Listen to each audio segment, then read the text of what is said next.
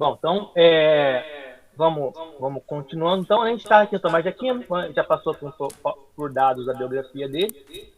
A gente foi basicamente isso. Aí eu cheguei. Esse aqui também já viu.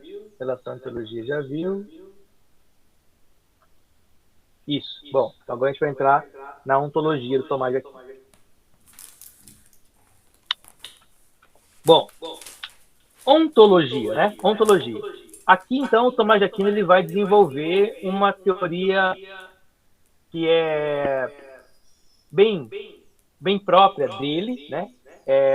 Onde ele está a todo momento dialogando, tentando consertar elementos que no Aristóteles eles não estavam bem colocados para a perspectiva cristã, né? Então, de certa forma, aqui o Tomás de Aquino ele está meio que fazendo aquilo que o Agostinho fez com Platão, né? Ele vai cristianizar de fato o Aristóteles, tratando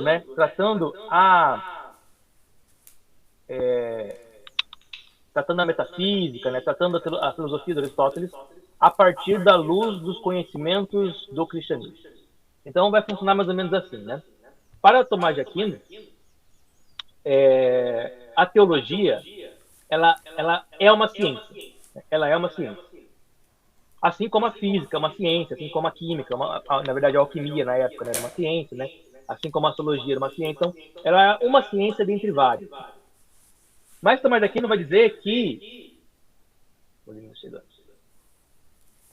Mas Tomás de Aquino vai dizer que a teologia ela é uma ciência que tem um objeto, que tem uma metodologia, que tem objetivos, né? Porque isso é o que caracteriza uma ciência, pelo menos na época do Tomás de Aquino especificamente. Né?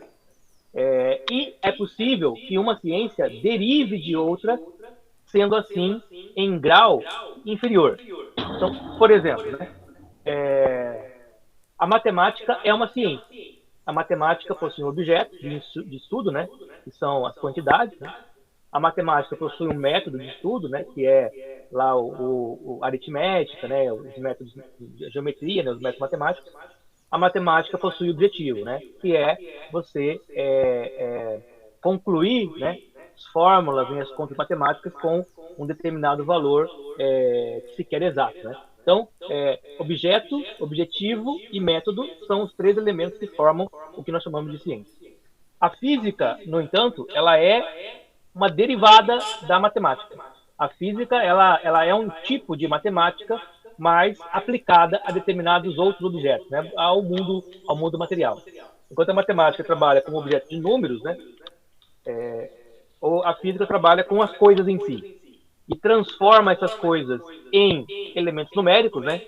Ela quantifica esses elementos para depois constituir o objetivo da física, que é encontrar um resultado também que se quer exato.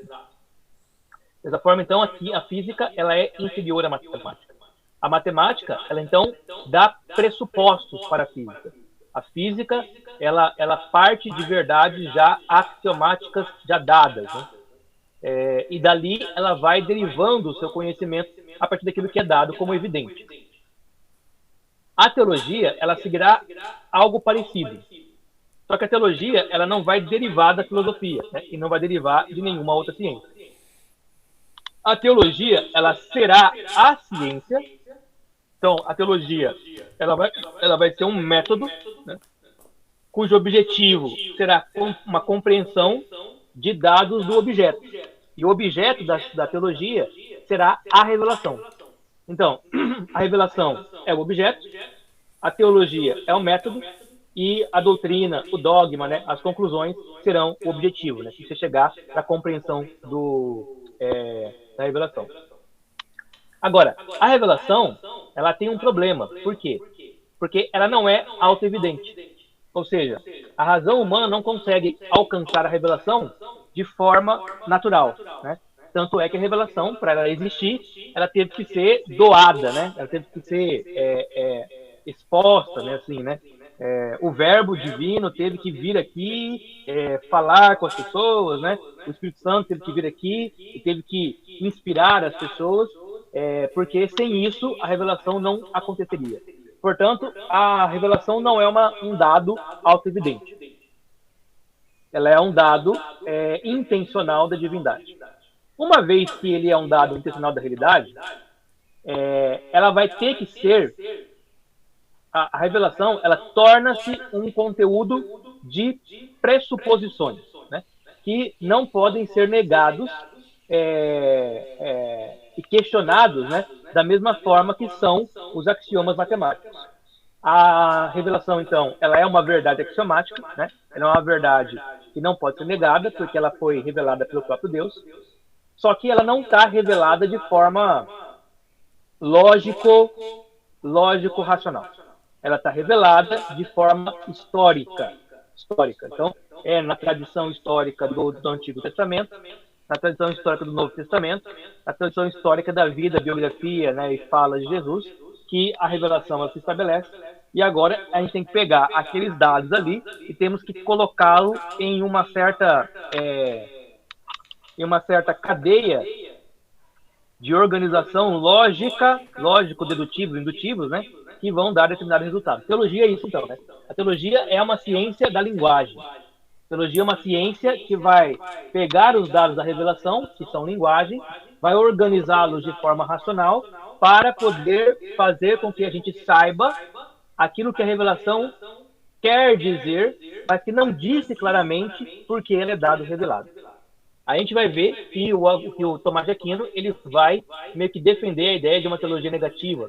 Ele vai falar assim, olha, o que da revelação nós sabemos, por meio da teologia, é muito mais aquilo que Deus não é do que aquilo que Deus é. Né? A revelação vai nos indicando que Deus não é isso aqui, que Deus não é comparável, né, a nada do que existe. Né? Essa ideia. Deus não é comparável a nada que existe. Apesar de que tudo que existe tem alguma característica de Deus, porque é Deus quem cria todas as coisas. Então, dessa semelhança e de semelhança é que a razão humana vai ter que transformar a revelação em um discurso lógico que faça sentido, ao mesmo tempo que revele algo de Deus e ao mesmo tempo que não queira dizer tudo sobre Deus, porque dizer tudo sobre Deus seria impossível.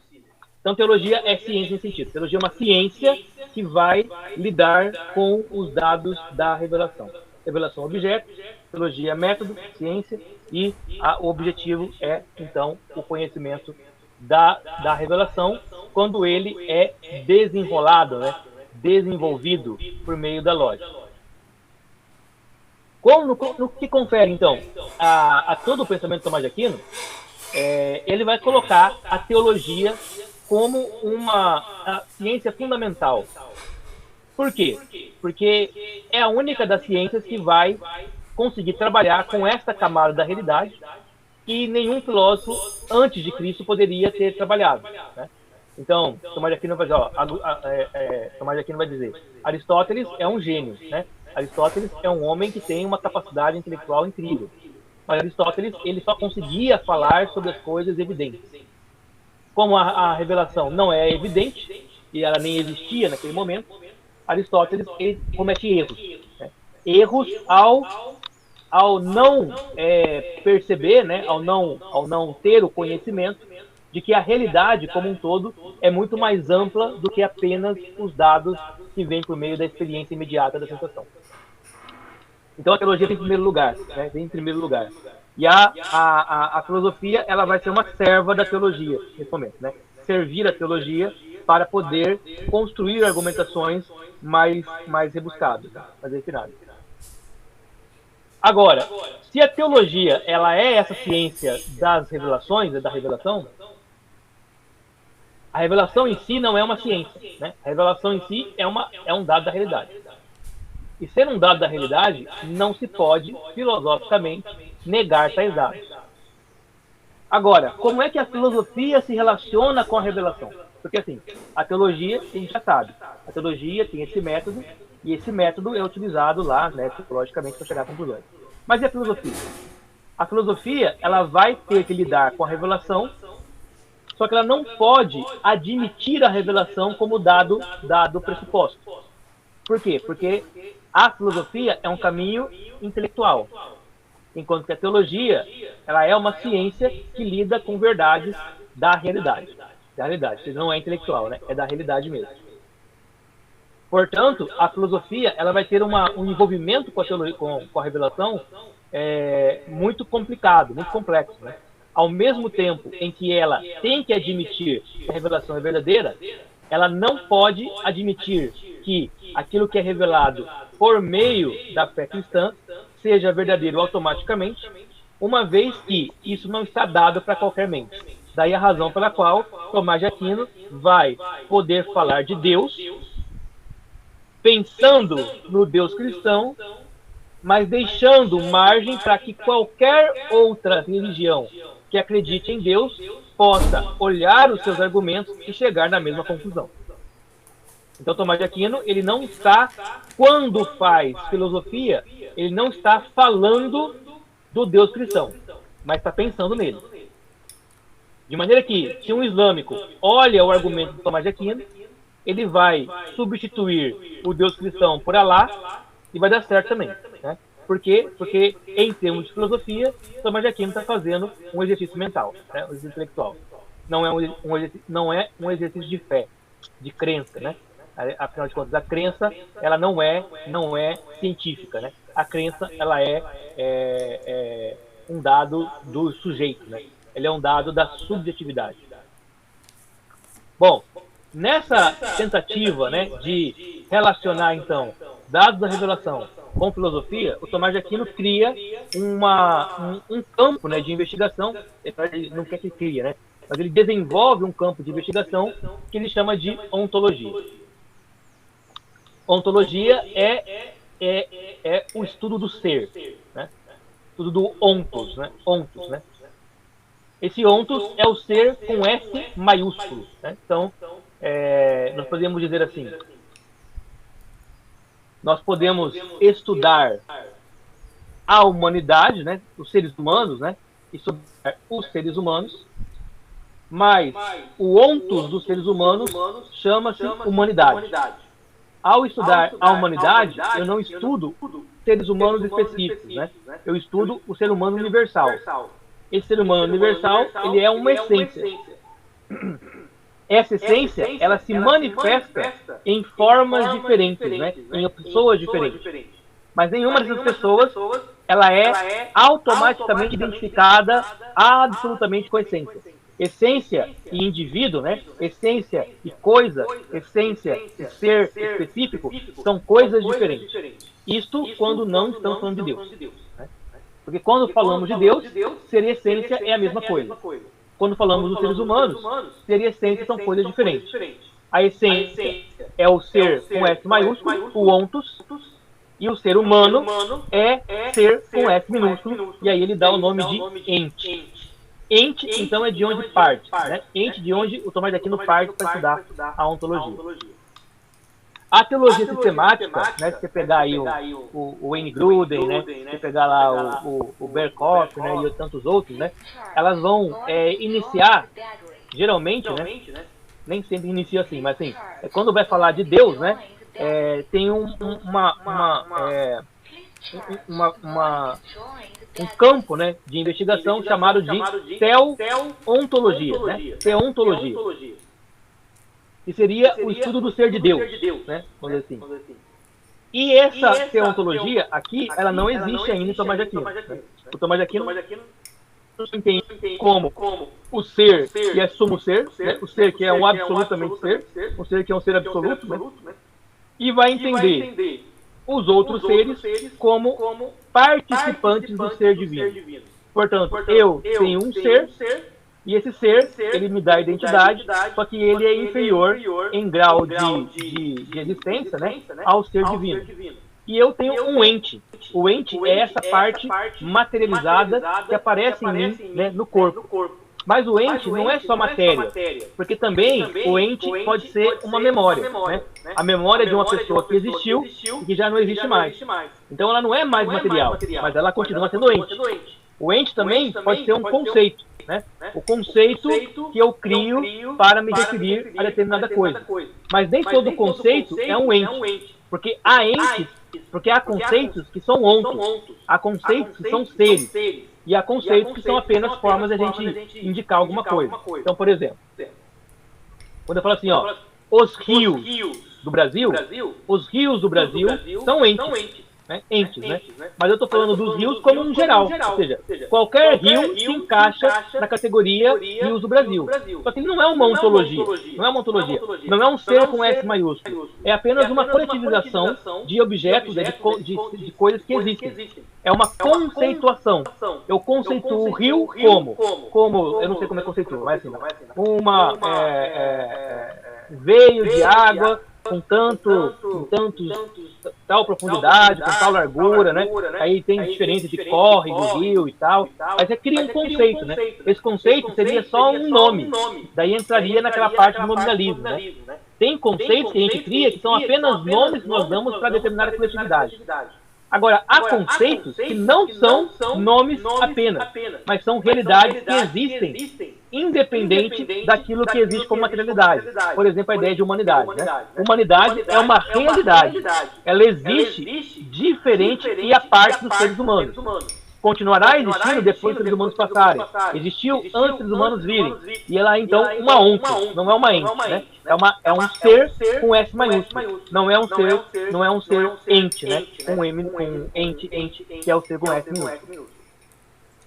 Então, o que é o ente, para tomar de aqui? Em primeiro lugar, o ente é qualquer coisa que existe. Qualquer coisa que existe. Naturalmente, tudo que existe materialmente é ente. Mas não é somente aquilo que existe materialmente que é ente. A existência lógica de coisas também são entes. Então, por exemplo, a relação de causa e efeito não é algo que existe no mundo da matéria de forma imediata. Causa e efeito são coisas que a mente humana percebe por lógica. É assim, imagina, né, uma bola de bilhar, né, que ela bate numa outra bola de bilhar e provoca, então, o movimento dessa segunda. Né? O que houve aqui foi uma passagem, né, da energia dessa bola para essa bola aqui. Essa passagem de energia não é vista pelos olhos, né? Ela não é experimentada pelos sentidos. A gente não sabe o que é essa energia que passa de uma para outra para poder provocar o movimento. Mas a gente sabe que, por lógica, uma bola só se movimentou porque a outra bola a provocou de movimento. Portanto, a relação de causa e efeito é uma cadeia lógica que existe de fato, mas que não é material. Ela é então mental. A causa e efeito só existe para a mente lógica. De maneira que um animal, né, ou um ser não racional, provavelmente e muito possivelmente não faz uma correlação ampla de causa e efeito, e sim uma relação muito restrita, né? Por exemplo, você pode fazer uma relação de causa e efeito quando você vai fazer uma domesticação de um animal, né? Então, você faz ele ter um comportamento, você vai lá e dá um petisco, né? Então ele está associando, né? Se eu me sentar, eu ganho petisco. Esta é a relação de causa e efeito dele. Mas essa relação de causa e efeito, ela não é uma relação automática. Ela é uma relação que você criou por meio de uma técnica, de uma forma de domesticação. E, portanto, é uma percepção de causa e efeito muito limitada, né? De maneira que, se você está educando o seu cachorro, né, educando o seu pet, né, para ele fazer o que você quer, dando para ele um petisco, né, quando você não der, ele vai ficar confuso, vai falar, ué, mas se eu não sento, não vem o petisco, por que não veio dessa vez, né? Ele fica confuso, por quê? Porque ele associa a causa e efeito da mesma forma como nós associamos a causa do movimento da primeira bola com a batida da segunda. Mas, no nosso caso, a bola se movendo, né, a segunda bola se movendo pela segunda, não é uma questão que depende de uma intencionalidade de um ser para além de nós, né? Ela é um dado da própria realidade. E esse dado da própria realidade é percebido pela mente humana, não é percebido na coisa em si, mas na mente humana. É eu que observo e é eu que falo, olha, uma coisa tem a ver com a outra, uma coisa causa a outra.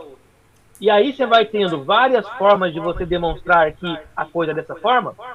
Por exemplo, colocando uma pessoa que nunca teve acesso, né, a determinada relação de causa e efeito, e aí ela olha e ela pensa que aquilo é mágica, né? Por exemplo, né? Você coloca uma pessoa que nunca viu uma televisão na frente, né?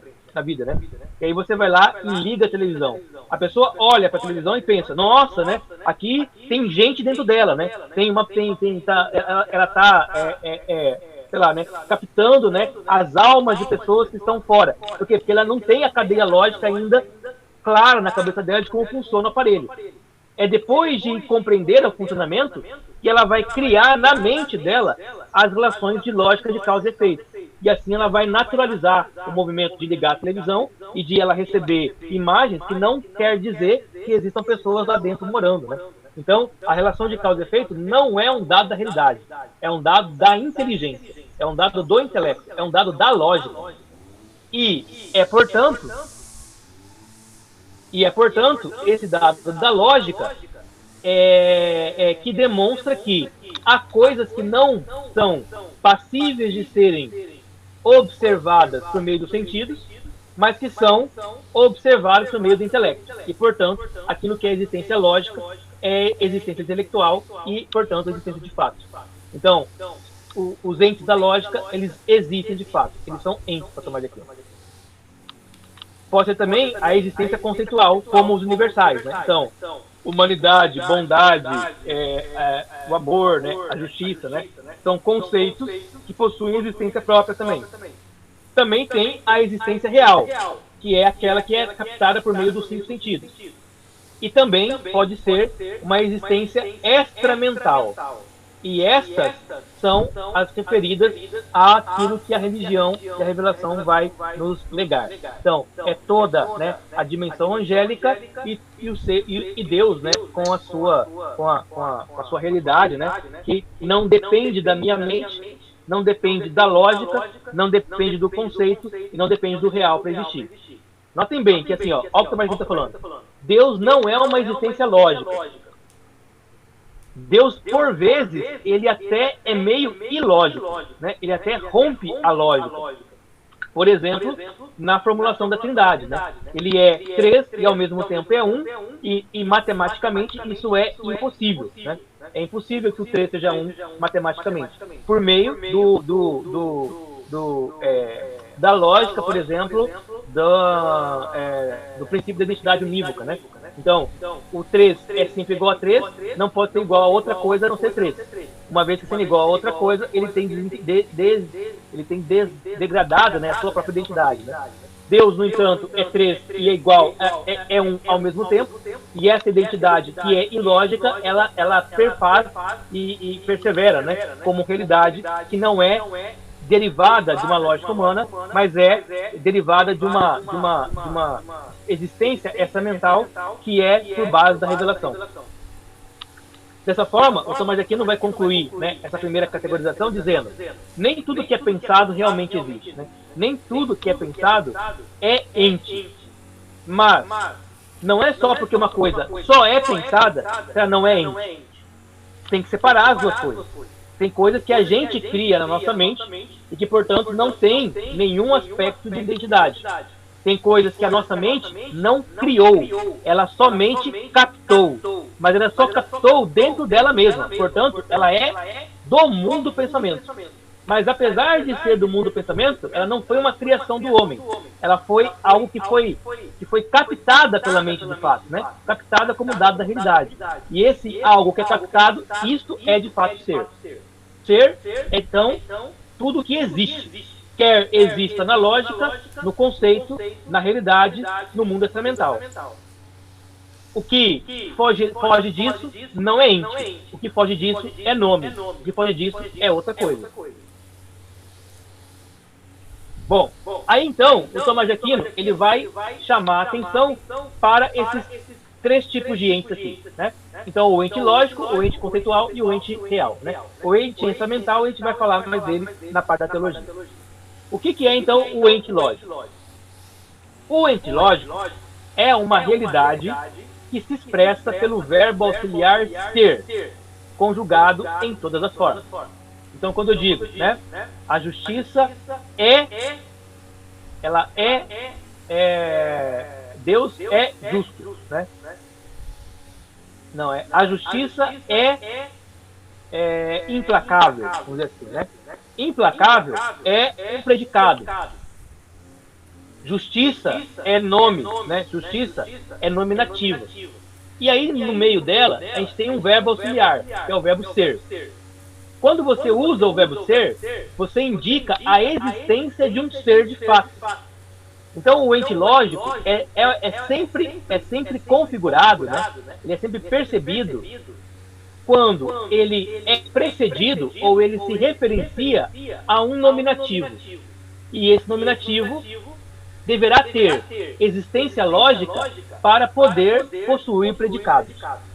Então, se o ser define que o nominativo tem que existir para que o predicativo dele exista, ele passa a ser um ser que existe de fato como um ser lógico. Aí ele vai dizer, a função do verbo, né, é a de unir vários conceitos, sem com isso pretender que eles existam na realidade. Existir na realidade é existir de forma material. A justiça existe. E a prova disso é que eu posso predicar a justiça em várias coisas. Inclusive, eu posso dizer que coisas materiais são expressões da justiça, ainda que a justiça mesma não seja um dado da matéria. A justiça é um dado da lógica humana. Por que a justiça é um dado da lógica humana? Porque a lógica humana não pode pressupor ou não pode defender a ideia de que uma ação injusta possa ser justa, né? Porque uma vez que uma ação ele é injusta, ela tem que ter o seu contrário oposto, que é a de justiça. Da mesma forma, uma ação justa, ela pressupõe o contrário oposto dela, que é a ação injusta. É como se você estivesse dizendo assim, olha, o frio, ele indica a existência do calor, e o calor, a existência do frio. São os contrários que são, de certa forma, não complementares, mas indicativos da existência do seu oposto. Se existir, então, o injusto, deve existir o justo. Mas o justo não é falta. O justo é conteúdo. O injusto é a falta de justiça. Portanto, o injusto só existe na medida em que ele é uma negatividade, uma negação. E, portanto, o injusto não é ser. O injusto é apenas a ausência do ser. De forma que a justiça que tem conteúdo, essa de fato é ser.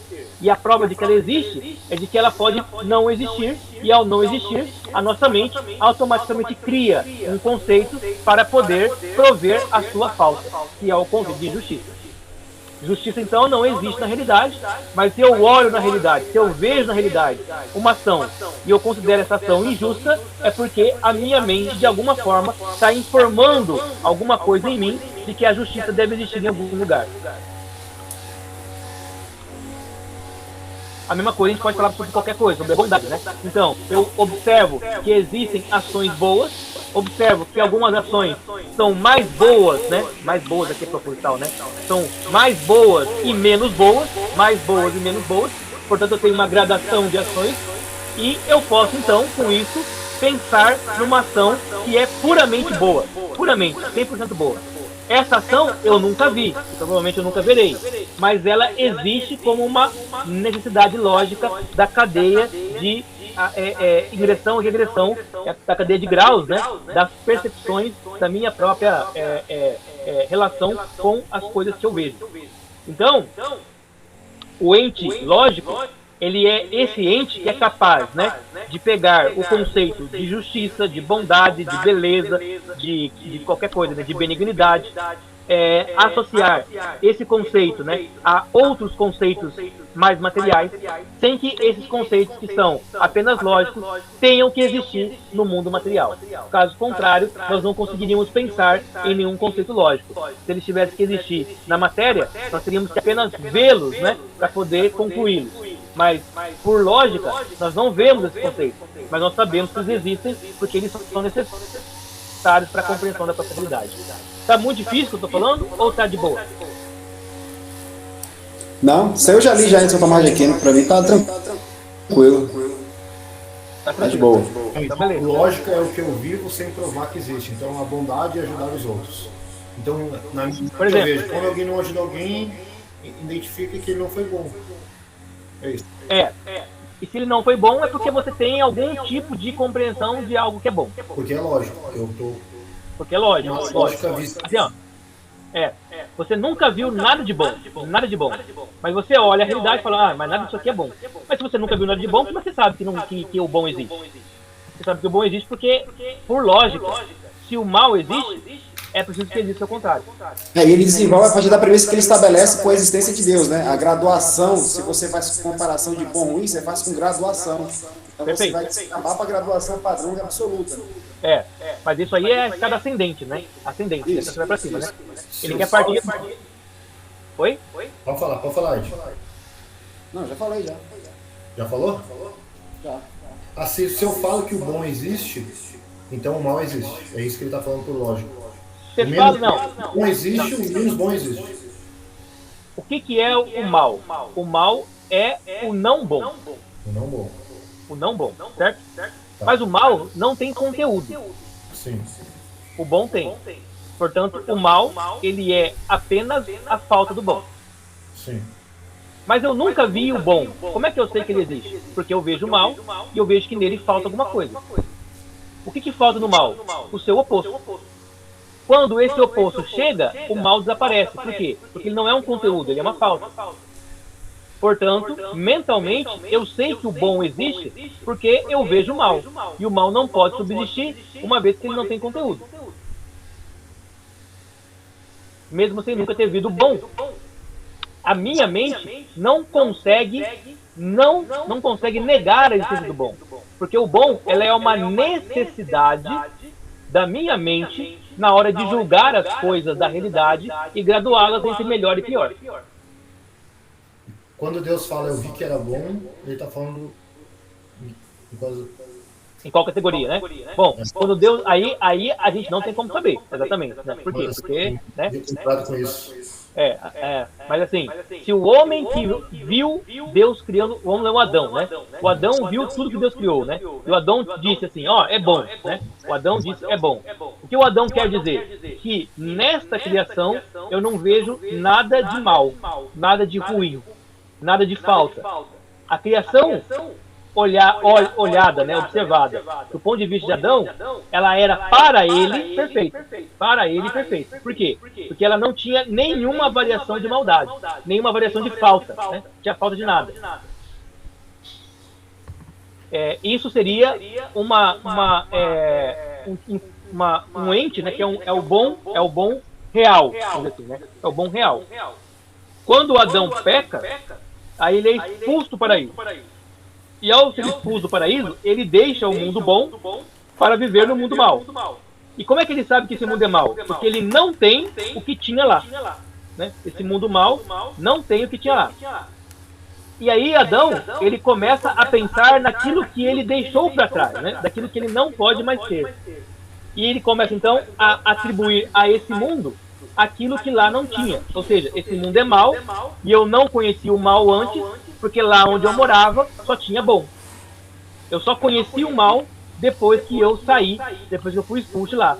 E aí eu me tornei conhecedor da falta, conhecedor daquilo que não tem. E agora a mente humana, ela meio que tem, né, aquela experiência originária que estava lá na criação, mas não tem mais a experiência real do bom, porque vive agora no mundo mal. Por isso que Deus é uma existência lógica, agora eu entendi. Deus, ele é uma existência lógica, por quê? Né? Para o homem nesse sentido, né? Porque Deus também é uma existência lógica, né? Que Deus é existência lógica? Qualquer um, né? Um Deus, né? Um Deus é uma existência lógica. Por quê? Porque o homem, ele olha para a realidade, né, para a natureza, e ele vê nela as marcas de um ser que deve ter feito ela. Porque a realidade em si, ela é lógica. A realidade em si, ela é organizada. Mas o homem, não tendo acesso a esse Deus, só pode intuir logicamente a sua existência. Ele não pode saber dessa existência de outra forma. Assiste minha aula lá sobre criação, que eu trouxe uma ideia sobre o que é que Deus quer dizer quando ele fala que e isso era bom. Eu assisti, que é a forma, né? O jeito que Deus fez. Né? Eu trouxe a ideia lá do que aquilo era bom. Ele fala que tudo era muito bom depois. Ele não fala que era perfeito, era tudo muito bom. Aí a ideia que eu trouxe foi a ideia do Albert, né? O Albert Wolters, no livro dele, A Criação Restaurada, de que quando Deus cria, ele chama pelo nome aquele elemento que não havia ainda sido criado, ou seja, dando a ele as características de como ele ia funcionar. E quando ele vem à existência, ele funciona exatamente como Deus planejou. Então, isso que significa ser bom. Funcionar como planejado. Sim, isso é verdade também, né? Isso é verdade também. E aí, na medida em que as coisas começam a funcionar de forma não originária, né? Não da forma que deveriam ser, elas vão revelando, né, que elas são deficitárias, né? Ou seja, que há mal nelas, de certa forma. Então é uma possibilidade também. É uma possibilidade também. Hoje a gente entende porque ele criou o homem no 6º dia. Justamente para o homem ter essa experiência. Ah, sim, o homem criado no 6º dia para ele ver a obra da criação e saber, olha, tudo está organizado já. É isso que quer dizer? Ele poderia ter criado no primeiro dia, deixado o homem voando lá e começar a criar tudo. Mas aí o homem ia observar tudo, né? Ia ser diferente. Aí, cara, aí a especulação nem entra nesse campo aí. A gente tá pensando. Foge desse campo aí. Esse campo é especulativo, entendeu? Isso aí, cara, não dá em nada. Mas assim, não vou fazer isso, é uma opinião minha só. Não, aqui tá falando assim, ó, vamos lá. Eu consigo observar o que é bom e sei o que não é bom, porque eu observo o bom. O homem não observou Deus fazendo o céu e a terra. Então ele não tem como avaliar. Isso que eu estou falando. Se o homem tivesse observado Deus feito o céu e a terra, ele poderia ter uma observação. Por isso que lá em Jó fala, onde você estava quando eu fiz? Imagina se o homem tivesse realmente junto com Deus. Deus criou o homem, aí Deus começou a fazer todas as coisas. O homem ia ter uma visão diferente. Isso que eu estou falando. Pensar o que Tomás aquilo está falando. O homem não consegue ter uma lógica de Deus, porque o homem foi criado após tudo ser feito. Isso é homem, mas foi no 6º dia. Então, no 6º dia já tinha sido criado os animais, já tinham sido criados os luminares, já tinham sido criado tudo. Isso a sua especulação, ela é, assim, até certo ponto interessante. Mas lembre-se que o Gênesis tem 2 criações. Né? São 2 narrativas, certo? E na segunda narrativa da criação, o homem é criado junto com os animais, né? Todos de uma vez só, né? E todos do pó, né? Que é o Gênesis 2:15, se não me engano, né? É isso, Leno? Não vejo ele criado com os animais, não. Não recorte disso, não. Olha, não recorte. Vamos lá, depois o pó dá uma olhada aí. Porque assim, ó, você tem uma criação que é a primeira do Gênesis 1 lá, né? Então vai criando uma coisa a cada dia, né? E aí ele fecha criando o homem. No capítulo 2, é uma outra criação. E aí, teria que pegar o texto para ler. Eu entendi que assim... Na verdade, a criação não humana foi por meio da palavra, né? E a criação humana do homem foi por meio de uma ação direta, né? Mais ou menos. De uma ação direta, né? A ideia do verbo ali é que fez com a própria mão, né? Eu entendo assim. Formou o homem, né? Eu entendo que é um complemento. Tu não entende que é um complemento? Exemplo assim, eu e tu estamos aqui estudando agora. Aí Gênesis 1, aí depois diz, e eu e ele estavam estudando, tomando café. Eu só complementei o que eu já tinha falado. Eu entendo então, que é assim. Eu li assim, nunca tinha lido assim de 2 criações. Não, é porque assim, Thiago, quando você vai fazer o estudo de crítica textual do texto, né? Você vai perceber que o texto começa usando um estilo literário, né? O Gênesis 1, né? E do Gênesis 2, ele usa outro gênero, outro estilo, né? ele muda o nome de Deus e muda a forma de escrever, a forma de escrita, né? A forma de estilo. O que denota a ideia de que há duas fontes aqui. São dois documentos que foram juntados, né? A gente chama isso de fonte Eloísta e fonte Javista, né? Geralmente. No capítulo 1, você começa lá, né? No princípio criou Deus, terra e céu, aí você vai até o finalzinho do 1. Viu Deus tudo quanto fizera, e eis que era muito bom, houve tarde de manhã ao sexto dia. Aí termina o capítulo 1. Aí o capítulo 2, termina o capítulo 1, certo?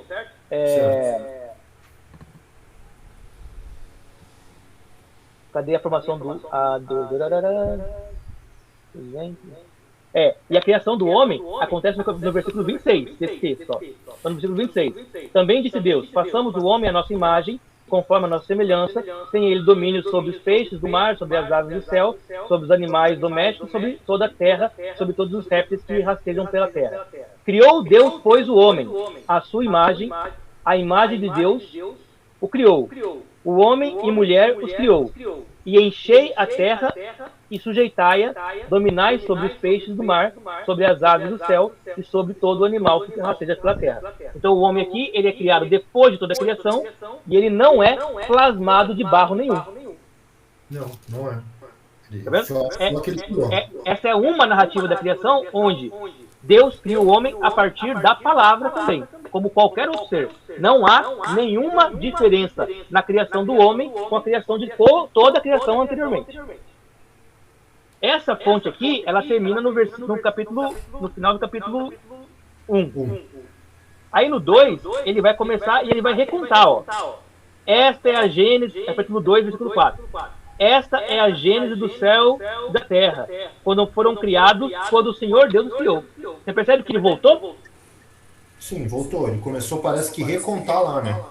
Ele reconta a mesma história, mas de com uma outra lógica, com uma outra perspectiva, que é a perspectiva da fonte já vista. Porque agora, aqui, é o Senhor quem cria. Enquanto no capítulo 1, se você olhar lá, ó, é Deus. Não tem Senhor em nenhum versículo do capítulo 1. Sim, isso aí. E aí ele vai dizer, não havia ainda nenhuma planta. Tá vendo? Não é continuação. Sim, não tinha mesmo. Não havia nenhuma planta do campo da terra, pois ainda nenhuma erva do campo havia brotado, porque o Senhor Deus não fizera chover sobre a terra. E também não havia homem para lavrar o solo. Mas, tá vendo? Não tinha homem. Aqui então é outra questão. Mas uma neblina subia da terra e regava toda a superfície do solo. Então formou o Senhor Deus ao homem do pó da terra, e lhe soprou nas narinas o fôlego de vida.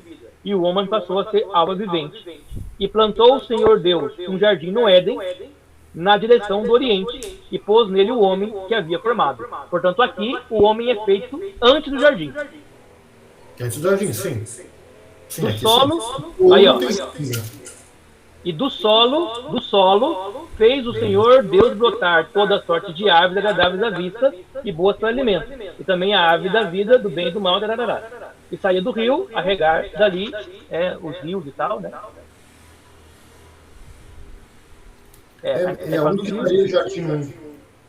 Que ele fez todas as coisas. Ele fez todas as coisas em 6 dias, né? Aonde que estaria a criação do jardim 1? Não tem, por quê? Porque a criação de 6 dias é da fonte Eloísta apenas. Não é da fonte Javista. Tá. É verdade, nunca tinha pensado nisso, que não tem a formação do jardim no 1 mesmo, não fala. Então são duas narrativas da criação. São 2 textos que eram separados, né? Separados. Um tinha uma tradição, tinha outra. E aí o redator, né, do Gênesis, ele juntou as duas. Juntou de tal forma que parece que é continuação do outro, mas na verdade não é. São 2 textos separados, né? Inclusive, a criação da mulher, aqui ó, do versículo 18 do capítulo 2, ela acontece, né? Mas se você olhar novamente o versículo 26, Deus criou o homem e a mulher juntos, não separados. Não criou a mulher do homem. Paulo usa o Gênesis 2, né? Então, o que Paulo usa é o Gênesis, né? É o Gênesis. Ele fala na mulher do homem relacionado que a mulher foi feito do homem. Já tinha sido misturada, né? As duas narrativas, de maneira a formar uma narrativa só. O que eu estou falando para você é que, pela crítica textual, você sabe que elas eram originalmente duas narrativas. E aí você pode fazer a especulação a partir das duas, né? Tanto a especulação a partir do Gênesis 1, que é a da criação de 6 dias, como a do Gênesis 2, que é uma criação diferente, né? Onde as coisas acontecem de uma outra forma, com uma outra ordem. Por isso que eu estou falando assim, ó, não há aqui uma ordem necessária, né? A ordem aqui ela é simbólica, mas há uma lógica simbólica aqui. Muito interessante. Assim, e não tira a credibilidade a Bíblia em nada, né? Não porque... Não entendo de pensar. Não porque nenhum dos dois, das duas narrativas, ela é uma narrativa científica, né? Assim, olha, vou explicar aqui como Deus juntou, né, a proporção de, sei lá, hidrogênio, oxigênio e tal, né? Não tá falando disso, né? É duas narrativas que a gente chama de narrativa mítica. Mítica por quê? Porque ela é construída de forma poética, de uma forma muito, muito misteriosa, que a gente é simbólica, né? A gente não tem condição de dizer com toda certeza o que ela significa. A gente vai meio que tentando ir pela uma lógica dos símbolos, né? Mas ela não é fechada, assim, né? E ela de maneira alguma descredibiliza nada. Né? Entendi. Bom. Bem, tá tranquilo isso ou tem questões? Lennon? Tá tranquilo.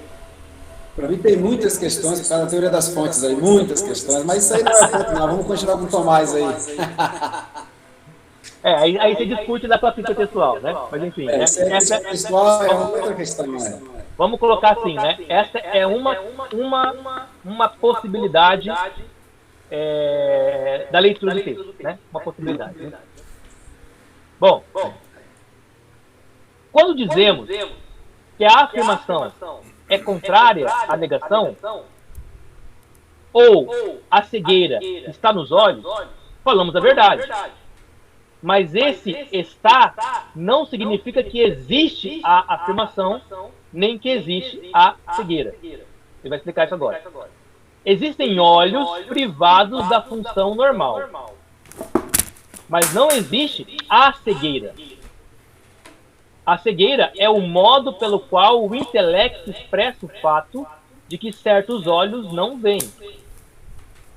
A cegueira, então, ela existe, dirá o Tomás de Aquino, ela existe enquanto nome. Ela existe enquanto palavra que eu utilizo para identificar uma imperfeição dos olhos. Portanto, a cegueira, ela não é um ente. Por quê? Porque ela não existe por si só. Ela só existe na falta da saúde dos olhos. Nós podemos dizer que uma pessoa cega é uma pessoa que não vê.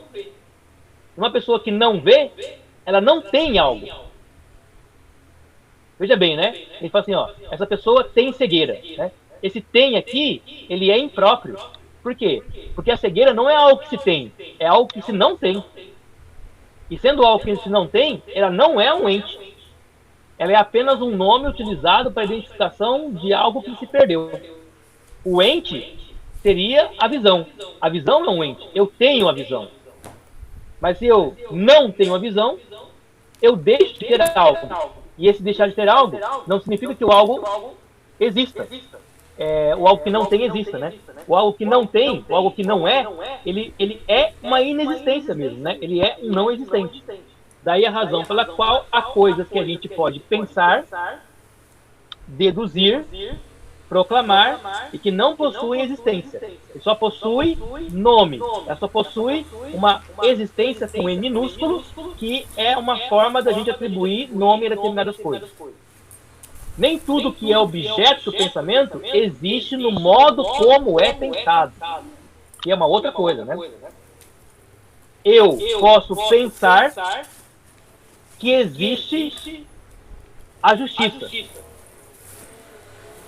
E a justiça, eu imagino ser um julgamento, né, de comportamentos onde quem julga não é nem injusto e nem demasiadamente justo. É um meio termo.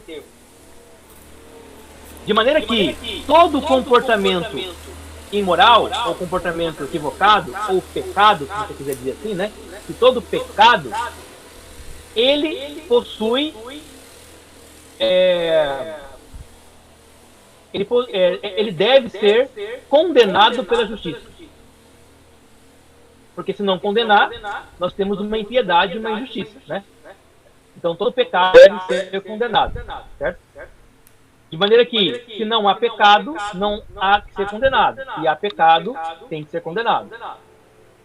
Mas, esta é a forma como eu penso a justiça. E quando eu, ao pensar a justiça desta forma, eu tento materializá-la, positivando ela numa lei, eu formo uma lei de talião. A lei de talião é uma lei que pressupõe a justiça por intermédio do conceito de vingança. Então, olho por olho, dente por dente. Se você puniu, se você lesou, naquilo que você lesou o outro, você também terá que lesado da mesma forma. Esta relação de justiça é uma justiça imaginada pelos homens. Imaginada e plasmada num código de lei. Mas ela é a verdadeira justiça? E essa é a pergunta mais aqui, né? Ela é a verdadeira justiça? Então, mais aqui vai dizer, ora, quando Deus exercita a justiça, ele não a exercita desta forma como os homens imaginaram. Portanto, aquilo que o homem imaginou ser a justiça não era a justiça de fato. Era apenas uma tentativa de imaginar a verdadeira justiça. A verdadeira justiça é Deus agir com retidão, punição, misericórdia e graça. A verdadeira justiça, ela congrega essas duas qualificações, né? Essas duas formas, né, de julgamento. Portanto, Deus é justo porque ele age tanto com a punição na medida certa, como com graça na medida certa. Graça essa que pode livrar a punição, punição essa que pode existir, mesmo existindo graça.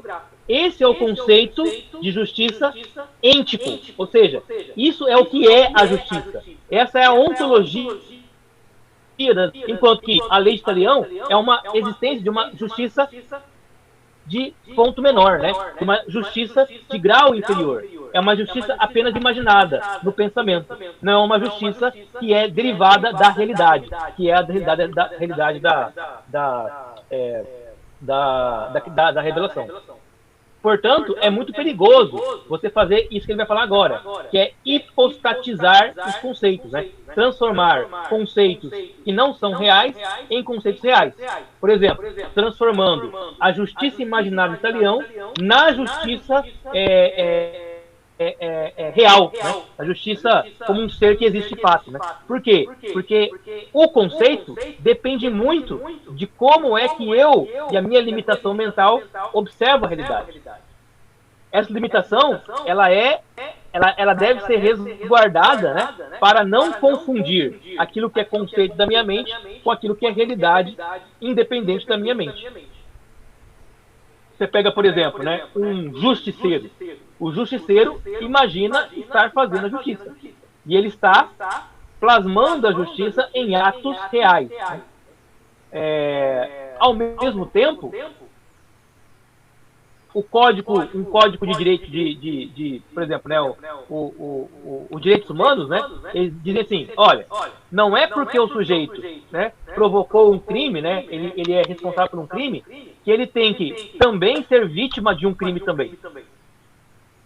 Aqui nós temos dois conceitos de justiça, dois conceitos imaginados pelo homem. Um conceito de uma justiça de justiçamento, o outro conceito de uma justiça que tenta fazer uma balança, né? Um equilíbrio entre o que foi feito e o que poderá ser feito para não continuar em um ciclo de violência e injustiças e assim cessar a necessidade da justiça. Esses dois conceitos, eles não podem ser hipostatizados da mesma forma. Por quê? Porque eles vão se chocar como conceitos verdadeiros. Um deles está falso, um deles não é justiça de fato. Mas os dois são justos de alguma forma. Então eles estão em graus de justiça diferentes, né? Um está inferior ao outro. E aquilo que é inferior, quando aquilo que é superior é descoberto, ele deve ser descartado. Por isso que a nossa sociedade descartou a vingança como um conceito de justiça e pressupôs o Estado de Direito, né? Então a gente vai falar o quê? Porque o cara cometeu um crime, né? O cara lá, ele matou alguém, ele não vai ser morto, ele vai ser preso. Preso para pagar pelo crime que ele cometeu. Mas e o sentimento daqueles que tiveram a vida ceifada? Como é que fica? Ficam na contentação de observar que o criminoso que lhes tirou a pessoa amada está sendo punido de maneira humana, né? De maneira humana, pelo crime que ele teria cometido.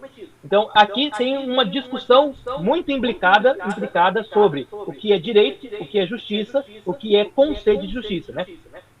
Isso tudo é uma discussão de ente lógico.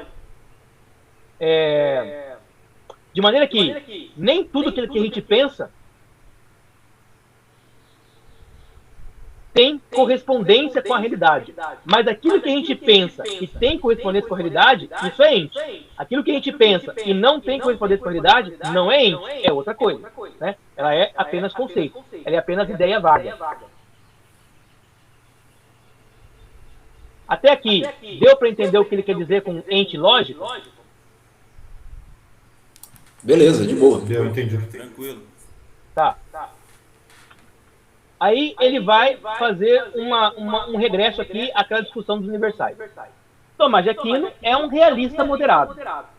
Lembra lá que na polêmica dos universais você tinha, né, os nominalistas, você tinha o conceitualismo e você tinha o realismo, né? Então, as três vertentes, né? O Tomás de Aquino é da vertente do realismo. Para ele, então, os universais existem de fato. Só que não todos os universais, né? Não todos os universais, apenas alguns existem, outros não. Por isso que ele é realista moderado. O Tomás de Aquino, ele vai dizer o seguinte: os universais, eles existem antes das coisas, ele vai chamar isso de anterren. Então, eles existem na mente de Deus. Quando Deus pensa o universal, ele passa a existir. Deus pensou na humanidade. Pronto, a humanidade existe, né? Na mente de Deus.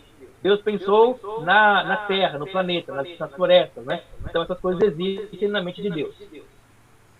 Eles existem também em re, ou seja, nas coisas. Como é que eu sei que existe um negócio chamado humanidade? É porque eu enxergo homens particulares e deles eu abstraio, né? Eu derivo da experiência de todos os homens a ideia de uma coisa que os une todas, né? Que é essa ideia do homem que é universal. E também elas existem post-ren, ou seja, mesmo depois, né, que a coisa é formada, ou é degenerada, né, ela deixa a marca da existência daquilo. Aí, por exemplo, né, nós sabemos que a beleza, ela existe antes de existir qualquer coisa. Nós sabemos que coisas belas, elas participam da ideia de beleza. Belas podem não durar para sempre, né? Ou seja, algo que é bonito agora, uma flor, né, bonita, ela seca e murcha. Então ela fica feia. Ou seja, ela perdeu a sua participação da beleza, mas manteve a sua vinculação a ela por memória, né? Então, Tomás de Aquino vai dizer, a beleza, ela existe independente das coisas, né? Porque ela existe antes das coisas. Mas ela é plasmada nas coisas, e é por isso que eu sei que ela existe. E mesmo que as coisas que deixem de ser belas, eu ainda permanecerei com a memória daquilo que existia antes como beleza. Daí a ideia de Tomás de Aquino dizer, uma coisa só é real se ela existe nessas três categorias de possibilidades, né? Na categoria anti-ren, na categoria in-ren, na categoria post-ren, né? Ou seja, ela tem que permanecer independente da mudança material das coisas. Isso é o realismo do Tomás de Aquino, né? Realismo moderado. Aí ele vai dizer, então, o caráter universal dos conceitos é fruto do poder de abstração do intelecto. Como é que eu sei que existe a beleza? Porque eu olho coisas belas e essas coisas belas têm algum tipo de identificação. A gente fala assim, olha, a minha mulher, a minha esposa é como uma rosa. Quer dizer, a sua esposa não tem nada a ver com uma rosa, materialmente. Nada a ver. Mas a rosa é uma flor bela. E a sua esposa é uma mulher bela. Então, de alguma forma, as duas compartilham de uma mesma coisa, mas que não é uma coisa que pode ser visível. Eu não vejo nada disso. Não é nada material, né, a percepção. Mas então o que é? Como é que eu posso assemelhar as duas? É porque eu retiro da rosa uma coisa e retiro da minha mulher outra coisa, e isso que retirei das duas é uma identidade, é uma identificação. É um elemento que faz com que as duas se identifiquem. Esse elemento é o elemento da beleza, que não existe no mundo material. Ele só existe no mundo abstrato. Prova de diferença do mundo abstrato é que nós achamos aparato intelectual que nós usamos. Ou seja, a rosa só é bela para os homens, não é bela para nenhum outro ser. Não é à toa que você vai pegar e, por exemplo, né, ver um cachorro, né, ou qualquer outro bicho destruindo um jardim inteiro. Porque o cachorro não vê beleza nenhuma naquilo. Aquilo ali é só natureza, é só coisa que está ali, né? A beleza é na nossa capacidade de abstrair do elemento material um elemento que é abstrato, e desse elemento abstrato a gente entende que ele é um universal, que ele é uma realidade que existe para além da matéria. Aí então a gente pode dizer que uma mulher bela, ela é bela, uma égua bela é bela, uma flor é bela, uma chaleira é bela, sei lá, uma música é bela, né? E eu tô falando que todas essas coisas são belas, mas elas não têm absolutamente nada materialmente a ver consigo mesmas, né? Elas não têm nenhuma identidade, uma identidade material. Então, como é que eu posso dizer que todas elas são belas, sendo que elas são tão diferentes umas das outras? É porque a ideia de beleza não é uma ideia material, é uma ideia abstrata, né? É como se cada uma dessas coisas participasse da ideia de beleza sem ser, de fato, a ideia de beleza. A beleza é uma essência, a beleza é um ente, a beleza é uma ideia, a beleza ela é uma realidade intelectual, né? Intelectual. E ela plasma-se, ela se manifesta em atos, em coisas belas que podem deixar de ser porque são materiais, né? Então ele vai dizer, o universal não é real. Por quê? Somente o indivíduo é real. E real aqui é real no sentido da realidade material. A universalidade, no entanto, não está privada de algum fundamento na realidade, da qual, com efeito, se deduz. Ou seja, como é que eu sei que existe um universal? Observando aquilo que é realidade por meio dos sentidos. Eu sei que existe a beleza, porque eu vejo várias coisas bonitas, e eu sei que elas todas compartilham dessa mesma universalidade que é a beleza. Eu sei que existem a universalidade homem, porque eu vejo vários homens diferentes, e apesar de serem diferentes entre si, eu sei que eles compartilham de uma mesma identidade, né, de uma mesma ideia, né, de uma mesma substância, que é a humanidade. Então, eu deduzo que o universal existe observando a realidade por meio dos meus sentidos. O universal não está acessível aos sentidos, ele só está acessível ao intelecto. A universalidade é alcançada quando o indivíduo eleva-se acima da experiência sensível pelo intelecto, né? Então, se eu fizesse, né, o péssimo exercício de dizer que uma coisa que materialmente exista é a beleza, eu estou dizendo que a própria beleza poderá ser destruída. Mas isso não seria correto afirmar, porque a beleza ela não pode ser destruída por nada. Ela pode deixar de existir no objeto material, mas ela não pode deixar de existir no objeto ideal, ou seja, né, no mundo do intelecto. Portanto, eu deduzo desse objeto bonito que a beleza exista, mas eu não identifico esse objeto como se ele fosse a beleza. Isso seria uma ilógica, uma ilogia, né? uma coisa equivocada. Então, por isso que ele fala que a universalidade ela só é alcançada quando o indivíduo ele deixa de se ater apenas à materialidade desse objeto e começa a perceber que esse objeto ele tem uma espécie de encantamento, né? Ele tem uma espécie de aura, né? Uma espécie de elemento que não pertence a ele, mas que está nele e que vai para além dele, né? E aí essa experiência é a experiência do intelecto, que vai além da experiência sensível, né? É como quando você começa a ver beleza onde ninguém mais vê. Você pega, por exemplo, né? Você vê lá uma floresta, né? Para alguns, quando ele olha a floresta, ele vê toras de árvore que podem ser cortadas e virar móveis. Ou seja, ele não vê a beleza da floresta, né? Ele vê a beleza da fabricação que ele pode empenhar a partir da madeira que ele vai retirar da floresta. Então, o que acontece com ele? Os olhos dele não conseguem abstrair da floresta como ela está uma beleza que é inerente a ela. No entanto, um outro olhar pode dizer, nossa, olha, a floresta é bela como está. Isso significa que a floresta ela é boa em todos os seus aspectos? Não necessariamente. A floresta ela é, por vezes, assustadora. A floresta ela é, por vezes, formada por árvores retorcidas, né? Formada por espaços de musgo, né? Por espaços que chegam até, de certa forma, a ter aspectos de nojo, né? Mas que naquele contexto, né? Naquela emolduração, ela expressa uma beleza porque ela é harmônica, né? Porque ela é um bioma que tem uma funcionalidade, não perfeita, né? Mas uma funcionalidade ordenada, né? E assim a mente humana consegue observar beleza naquilo que uma outra mente não consegue, porque essa mente não consegue, ela está muito adequada, está muito apegada ao que é sensível, e o que é sensível, o que é agradável, é o móvel feito em casa, do que aquela confusão retorcida de galhos, né, que formam em si mesma um habitat, um bioma que, quando percebido e compreendido, é muito belo, muito mais belo do que a árvore cortada e transformada em mesa. O universal é, portanto, em parte, a ação da abstração do intelecto e, em parte, expressão da realidade. O que ele quer dizer com isso, né? O universal, ele só chega a mim, né? Porque o meu intelecto age abstraindo, portanto, nenhum ser que não seja o homem tem a menor ideia de que existam universais, né? Nenhum ser existe, só o homem tem.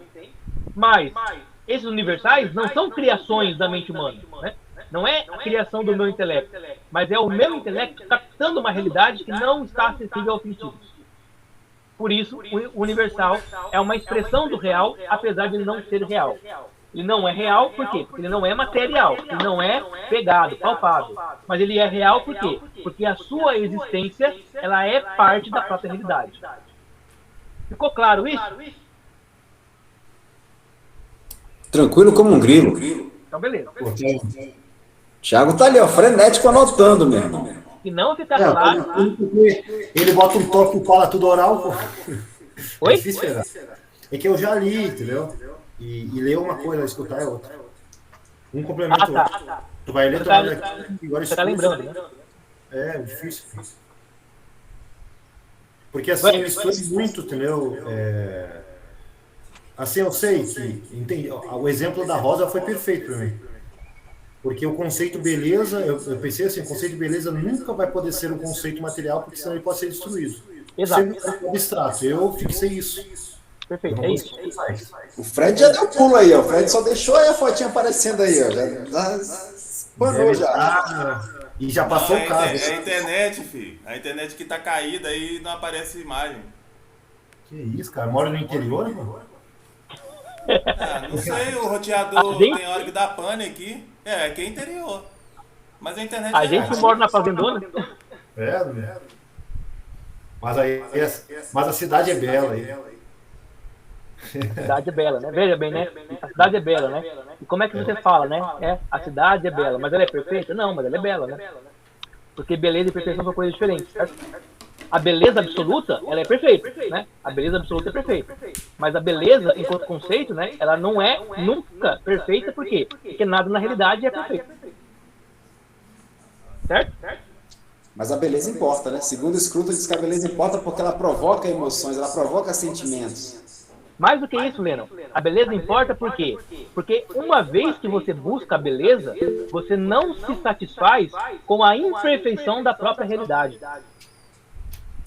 Ou seja, você sabe que o mundo é imperfeito, você sabe disso, mas você sabe que há algo que está para além da imperfeição. E esse algo é expresso na beleza. A beleza é a busca por esse algo perfeito para além da imperfeição. Se você busca esse algo perfeito, né, você busca algo que é inalcançável durante a vida. Mas é um horizonte utópico por onde você vai sempre procurando aquilo que é associado à beleza. O que é associado à beleza? O justo e o bom. Então, ao buscar a beleza, você busca o belo e o justo, o bom e o justo, né? E com isso, você tem uma elevação moral do ser, né? A beleza, então... Isso é contínua. Perfeito, né? Então, a beleza, então, tem um apelo moral. De maneira que, se você começa a achar belo aquilo que não é belo, você está degenerando a capacidade moral do homem. E aí, eu vou te falar, quando eu passo aqui agora, eu vejo algumas igrejas, porque aí eu li o livro dele, falava sobre beleza arquitetônica, medieval, as igrejas e tal, então isso ficou na minha cabeça. Aí eu olho e falei, caraca, bicho, a maioria das igrejas hoje, tudo é um caixão, é uma caixa quadrada com a porta na frente, que coisas estranhas, você se sente até mal, cara, que zoado, você se sente mal depois que você começa a ler essas coisas, porque antes pra tu era diferente. Aí eu vejo assim, caraca, que igreja bonita, cara, olha só o design dela, olha como é que ela é por dentro, então como é que é a pintura dela. Então você vai começando a fazer essa relação, entendeu? Perfeito. Você vai numa catedral gótica, por exemplo, né? Os vitrais estão colocados de um jeito específico para quando o sol estiver num lugar específico, eles formarem um desenho, né, no altar ali que é específico, né? Ela é construída com proporções específicas para que a voz lá dentro possa ecoar de maneira audível, sem ruído, né? E todo mundo escutar ao mesmo tempo, né? Ela é alta, né, para identificar a grandeza, a magnificência das coisas, né? Ou seja, igrejas medievais, elas podem ser pequenininhas, né? Cabem em 60 pessoas, mas elas são gigantescas em termos de altura, né? Então ela é toda construída para elevar a sua mente, né? E se você se adequa apenas a coisas pequenas, né? A coisas encaixotadas, a coisas assim, formatadas dessa forma, você degenera a própria devoção que você consegue ter dentro desse espaço. E isso te instiga muito, cara. Isso é muito legal, porque isso te instiga. Eu tô dando aula na IPB lá, cara, ela é bonita. A igreja central ali, ela é bonita. Fizeram uma reforma nela agora, mudaram a acústica dela, mudaram a parte interna dela, não só com pintura, mas colocaram os fogos para a acústica melhorar. Cara, você tá falando ali, cara, você tem um retorno bem limpinho, aí você olha aquela beleza, tudo isso te motiva mais ainda, cara. Eu acho muito legal isso, cara, é muito louco, velho. Isso que a presbiteriana ali, ela, comparado com qualquer igreja gótica, ela é horrível, né? Sim. Ela é horrível.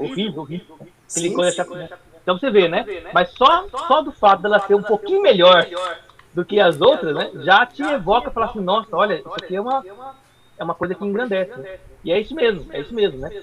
Aí você veja bem, né, por exemplo, quando a gente começa a achar música, arte, feia, bizarra, começa a achar bonito isso, a nossa força moral, ela começa a se esvair. Você começa a achar que algo que é ruim, que é bom. Você começa a achar que algo injusto, na verdade é justo. Você começa a confundir todos os paradigmas, por quê? Porque a ideia de beleza deixou de te elevar. Você olha para um Michelangelo, você olha para o Davi de Michelangelo, você fala, aquilo é arte, né? Aí você olha, sei lá, né, para uma escultura de arte moderna, você fala, putz, aqui, se comparado com aquilo, como é que eu falo, né? Como é que eu chamo arte as duas coisas, né? Eu vou chamar isso, né? Tem o Ariano fala assim, né? O Ariano Suassuna fala assim, olha, ele leu uma reportagem, né? Dizendo que o Chimbinha, aquele guitarrista, né, da Calypso, né? Ele era um gênio, né? Aí ele fala assim, se eu usar a palavra gênio para identificar o Chimbinha, o que eu uso para Beethoven? O que eu uso para Mozart? Ou seja, né? Se você está acostumado com o feio, você não consegue mais fazer um juízo de valor minimamente correto.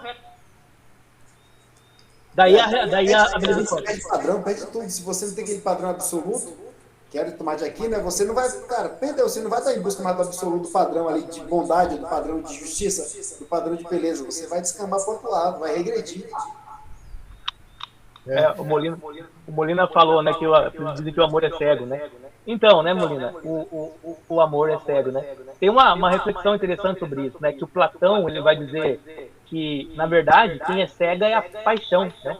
Porque a paixão deixa você não olhar para as coisas como elas de fato são, né?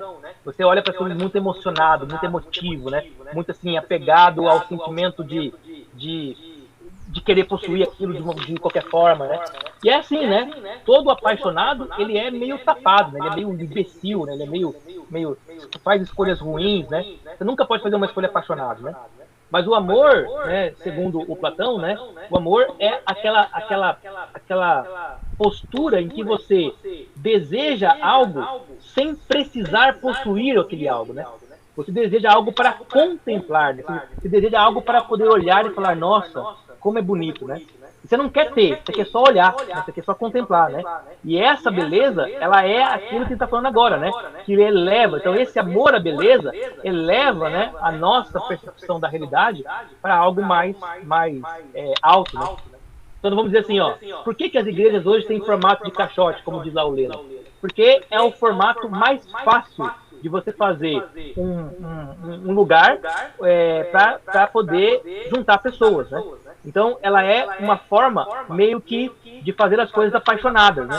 Sem o cuidado de fazer as coisas com um desejo amoroso, né? Um amoroso de representar no próprio ambiente, né, a grandeza da divindade, né? E dessa forma, você tem, então, igrejas que, pela própria formatação delas, você não tem nenhuma sensação de que ela é algo, assim, sagrado, né? De que é algo que é digno de uma reflexão e devoção. Parece que é apenas um lugar comum quanto outro qualquer, né? Por isso importa, sabe? Por isso importa você tem uma igreja, né? Você frequente, né? Você investir para que ela não seja mais moderna, para que ela seja uma representação bela daquilo que ela representa, né? Que seria o lugar de adoração ao Deus belo, né? Mas essa é uma reflexão aí do Scruton, né? Que o Lennon comentou, né? Que eu acho interessante. Bom, então, entendendo agora o que é o ser lógico, o ente lógico, e falando agora sobre o realismo moderado dele, ele vai, então, agora explicar o que é o ente real, né? Que estava lá nos três primeiros que eu falei lá atrás. Então ele vai dizer, toda a realidade, tanto o mundo como Deus, é ente. Toda a realidade é ente. Por quê? Tanto o mundo como Deus existe. Novamente eu digo, né? O conceito, ele também existe. E o conceito, se for lógico, ele é ente também. Isso já foi resolvido. Agora ele está partindo por assim, ó. Tudo que eu vejo, tudo que é material existe, e Deus, apesar de não ser material, também existe. Mas há uma diferença entre o ente Deus e o ente mundo. O ente Deus, ele é ser, porque ele possui existência em si mesmo. O mundo, ele não possui existência em si mesmo. A existência do mundo depende da existência de Deus. Portanto, o mundo, segundo Tomás de Aquino, tem ser. Ele não é ser, ele tem ser. E se ele tem ser, o mundo tem pedaços, né? Tem manifestações de Deus. Então, há uma escala diferenciada. Deus é ser absoluto, o mundo é ser relativo. O mundo é ser relativo a Deus.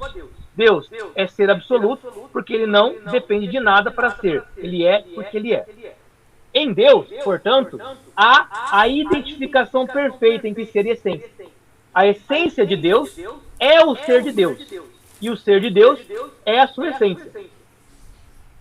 Dessa forma, Deus, para Tomás de Aquino, torna-se ato puro. Ato puro porque ele existe. Se ele não existe, não seria ato. Mas, como não é o resultado de algo anterior a ele, ele é puro. Ou seja, nada veio antes de Deus para causá-lo, né? Porque o que é o ato, né? O ato é o resultado da passagem da potência por meio da causalidade para o ato, né? Então é a potência para o ato por meio da causalidade. Deus não tem uma potência. Deus, ele é ato. Deus, ele potencialmente, torna-se, aliás, né, o mundo, né, toda a realidade, ela está em Deus em potência e se torna realidade por meio da causa, né, da criação, né, por meio do ato criacional. Portanto, o mundo é resultado de Deus. O mundo é resultado que eu falo aqui, né? O mundo é a expressão imperfeita, porque material, da perfeição de Deus. O mundo é a expressão de algo que em Deus é absoluto. Mas entre Deus e o mundo, existem universais, que foram as categorias pelas quais Deus pensou para produzir o mundo.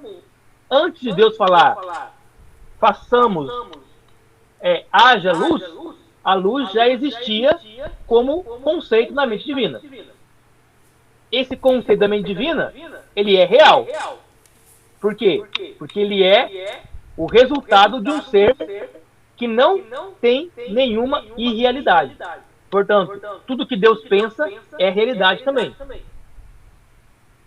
Entre o pensar de Deus e a materialização do pensar, acontece uma derivação de ato. O pensar em Deus é ato primeiro. A materialidade é ato segundo. Sendo o ato segundo, ela é infinitamente inferior ao ato primeiro.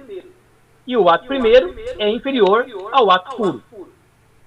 Deus é ato puro, as ideias de Deus é ato segundo, ou seja, né, é já um outro processo de causação, e a realidade, o mundo material, é ato segundo, né, é ato em segundo lugar. Por isso, a realidade do mundo, ela tem ser, não é ser. Porque ela é ato segundo, porque ela é uma derivação longe, né, do ato puro. Também Tomás de Aquino chamará Deus de ser subsistente. Subsistente por quê? Porque ele não precisa de nada para subsistir, para existir, a não ser dele mesmo, né? E ele é a própria existência, né? Ele é ele mesmo, né? Enquanto que o mundo, ele é sobre-existente, né? Ou seja, ele existe por causa de algo que já existia antes dele. Aqui o Tomás de Aquino não está falando nada de estranho para a gente, né? Mas ele continua. Toda criatura se distingue da essência. E aqui é importante. Toda criatura se distingue da essência. A essência humana é uma. Eu sou parte. Eu manifesto a essência humana. Mas eu não sou a essência humana. Um cachorro, né? Sei lá, né? O Totó, né? Esse cachorro chamado Totó, ele participa da essência de cachorro, que é a cachorricidade. Mas ele não é a essência de cachorro. A essência, então, com relação às coisas que existem, ela é separada. A essência não está nas coisas de maneira identificável. Ela está nas coisas por participação. No caso de Deus é diferente. Deus é a própria essência. Eu não. Eu participo da essência humana. Então, toda criatura se distingue da essência, não sem a existência, mas possuindo a existência. Então, toda criatura existe, toda essência existe, a essência, ela doa parte da sua predicação, né, da sua qualidade para a criatura, para que ela possa existir participando daquela essência, de maneira que tanto a criatura como a essência existem de maneira separada, mas dependente uma da outra.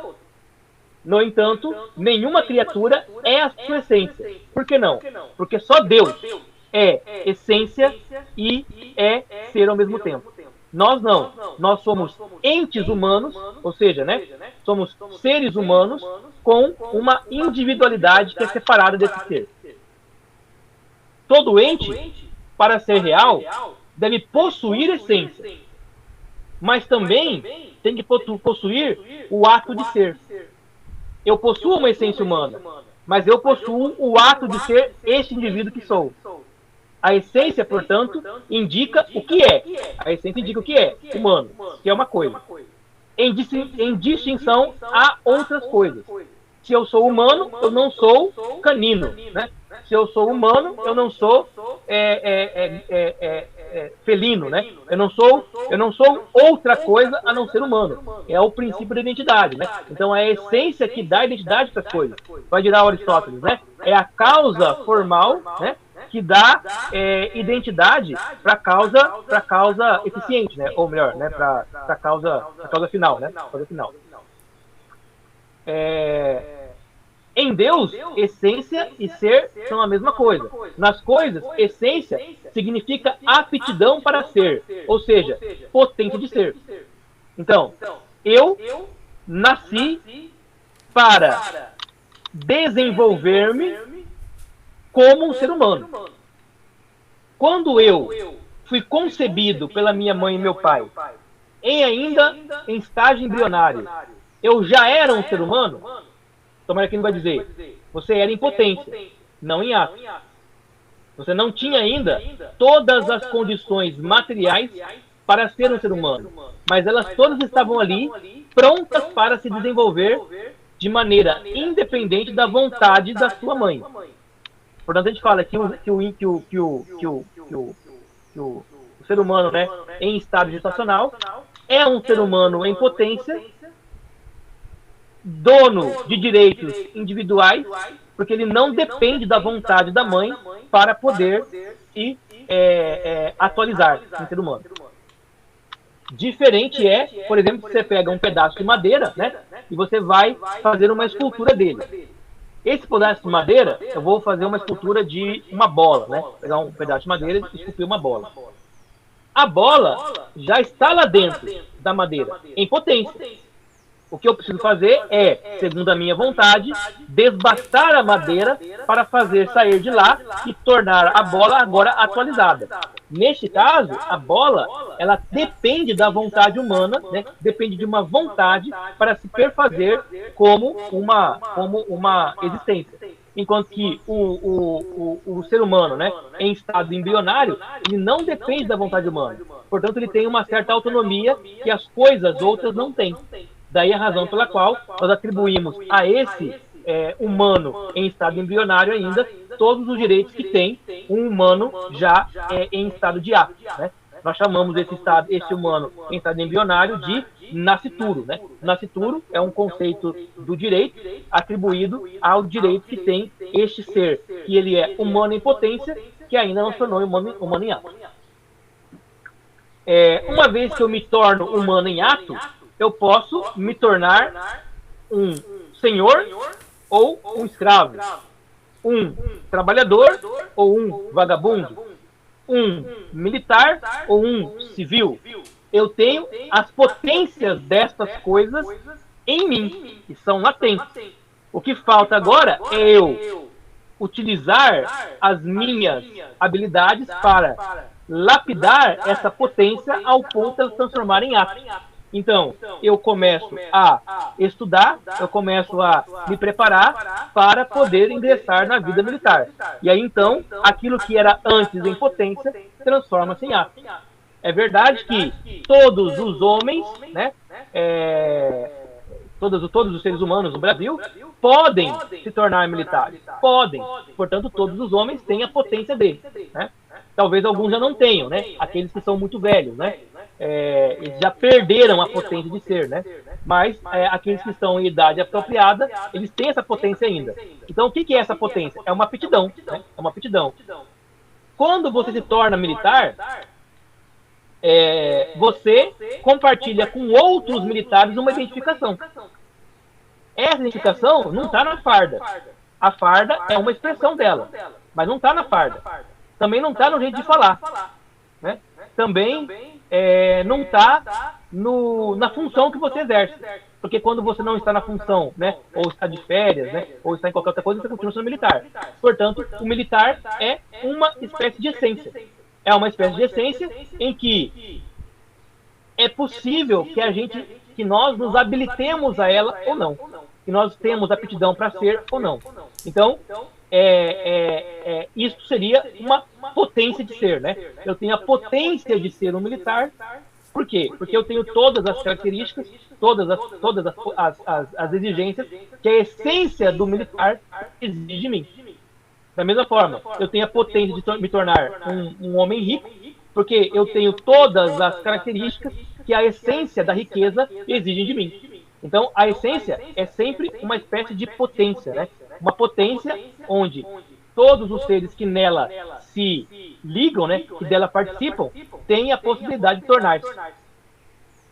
As coisas que existem não existem necessariamente. Aqui é palavra, né? Palavra necessidade, é palavra importante na concepção aristotélica. Pois podem também não existir, ou podem perecer e não mais existir. Somente Deus é ser necessário. Todo o resto é ser contingente. O oposto da necessidade é contingente. Então, eu poderia ou não poderia existir. Não existe nenhuma necessidade para que eu existisse. Mas para que o mundo exista, ele precisa que Deus exista antes dele. O mundo todo é uma contingência, assim como eu sou. E Deus, ele é a única necessidade absoluta. Agora, uma vez que o mundo foi criado, as coisas que começam a existir no mundo, né, por meio de um processo de geração, né, criação e geração, elas vão criando cadeias de necessidade e contingência. Então, por exemplo, eu não precisava existir. Sou completamente contingente. Mas, uma vez que eu venho à existência, transformo os meus progenitores em pais. Pais, eles geram em potência. Tornaram-se pais em ato, uma vez que eles me tiveram. Portanto, agora, para que eles sejam pais, a minha existência passa a ser necessária. Passa a ser necessária para que a contingência deles possa passar da potência ao ato. Mas é uma necessidade de grau inferior, né? De grau não da mesma forma de Deus, né? Então, você vai ter uma cadeia, né, de necessidades e de contingências. Aí ele conclui, a essência das coisas é uma aptidão para ser e uma aptidão de não ser também. Uma vez que eu não alcanço aquela essência, eu não consigo me tornar o que ela pressupôs ser. A essência das criaturas não se identifica com a existência, pois tudo é contingente. Nenhuma criatura tem essência e existência identificada. Portanto, as coisas que existem não existem por sua virtude. Eu não passei a existir porque eu quis existir, né? Não é por minha virtude, pois a sua essência não se identifica com a existência, mas em virtude de outro, cuja essência se identifica com o ser, isto é, Deus. Portanto, tudo que existe, existe em virtude de Deus, mas Deus não existe em virtude de nada. Deus possui, portanto, o ato de ser, e as criaturas podem possuí-lo, porém apenas por participação. Deus pode fazer com que as coisas venham a ser, e eu também posso fazer com que eu me torne algo que eu almejo ser. Mas eu só posso fazer isso porque Deus me deu a possibilidade de exercer esta ação, que é uma ação exclusiva dele. É lógico que a minha ação é uma ação muito menor. Eu não poderei ser qualquer coisa que eu quiser, enquanto Deus poderia fazer qualquer coisa que ele quiser. A minha realização, né, o meu ato de ser, ele é limitado dentro das minhas potencialidades. Mas dessas potencialidades, que são inúmeras, eu posso escolher qual delas eu quero fazer. E ao poder escolher, eu meio que estou emulando, meio que estou me identificando com Deus. que é Deus é quem faz essas coisas, né? Portanto, o ser humano é o ser mais próximo de Deus, porque ele é capaz de fazer coisas semelhantes àquelas que Deus faz. Semelhantes, mas não iguais. Mas não pode fazer isso por conta própria. Nós não podemos fazer isso porque nós queremos. E sim porque isso foi nos dado por meio de uma graça. Foi nos dado por meio da participação deste conjunto de ações divinas. Ficou difícil ou tá tranquilo? Nada, cara. Esse cara, ele tá retomando praticamente Aristóteles aí, né, velho? Só tá mudando o nome de Deus, né? Eu ia fazer essa pergunta, porque eu não queria ser ignorante, mas tá a mesma coisa, né? Aquele negócio de ato puro, rilê, né? A mesma coisa. A forma, Mesma Deus coisa. é ato puro, igual você falou lá no Aristóteles. Mesma coisa. O que ele está fazendo aqui Pessoaliza Deus, né? Ele pessoaliza, né? ele Qual que é a pessoaliza diferença Deus, básica? pessoalização de Deus, né? Deus, para Tomás de Aquino, é um ser pessoal, com vontade, desejo e forma, enquanto para Aristóteles é uma coisa, né? Para Tomás de Aquino, para Aristóteles ele é metafísica, né? Só transcendente, né? Para Tomás de Aquino, o universo ele é criação de Deus. Para Aristóteles, o universo e Deus eles são iguais, né? Ou seja, são eternos da mesma forma. Então ele tem que ir arrumando o Aristóteles, como eu disse para vocês, né? Ele tem que consertar o Aristóteles para ele caber na lógica de ficção. Mas ele está falando, o Aristóteles está certo, ele está certo. Só que ele só cometeu alguns erros porque ele não tinha ainda a percepção da revelação. Entendi. Mas tá tranquilo aí. É interessante. Tá beleza? Tá beleza. Aí o Tomás de Aquino diz: há um processo chamado de actus ascendi. Actus ascendi. O que é esse processo? Em primeiro lugar, trata-se da reflexão humana que parte, que não depende mais da mera observação da realidade, mas que consegue fazer reflexão por meio da pura abstração. Quando você faz a reflexão por meio da pura abstração, você já não está fazendo uma reflexão física, mas algo que vai para além da física. E, portanto, ela é metafísica. Quando nós estamos buscando o ser das coisas, nós não podemos buscar o ser das coisas nas coisas, porque as coisas não se identificam com o ser. Né? Eu olho um cachorro e eu falo, este cachorro não é o cachorro, ele é um cachorro. O cachorro é um conceito abstrato. O cachorro é metafísico. O cachorro é físico. Eu não posso olhar o cachorro. Eu só posso olhar um cachorro. Portanto, para falar do cachorro, eu tenho que falar a partir do intelecto, não a partir dos sentidos. Se eu falo a partir do intelecto, eu não estou falando mais da física, eu estou falando da metafísica. E daí eu estou, ao falar do ser, ao falar da essência, ao falar do ato puro, ao falar dessas coisas, eu tenho que falar em termos metafísicos, não em termos físicos mais. Então, o que é o actus ascendi? O actus ascendi é essa capacidade humana de olhar para as coisas não com os olhos da visão, mas com os olhos do intelecto. E assim, ascender, né? E assim, ir além daquilo que é pura matéria. Isso que é a metafísica. E para Tomás de Aquino, toda vez que você fala do ser, você faz metafísica, porque o ser não pode ser feito com base da matéria. Não existe materialismo ontológico. O que existe é apenas metafísica ontológica, né? Ou idealismo ontológico. Aí ele vai dizer, o ser é o ato que realiza a essência, que em si mesma é apenas poder ser. Então ele vai dizer assim, quando Deus pensa nos humanos, ou pensa nas árvores, pensa na mangueira, a mangueira que Deus pensou é uma essência. Essa essência, ela se transforma em ato quando ela é criada. Ao ser criada, a mangueira, ela não é a própria essência, porque ela vai formar outras mangueiras. Essa mangueira, ela só nos leva a pensar, né? Eu olho para uma mangueira e falo, Deus pensou nisso. Se Deus pensou nisso, ela é uma essência, não é ainda um ato. Tornou-se ato quando a mangueira apareceu. E quando a mangueira apareceu, ela virou para mim um ser. Por que ele fala isso?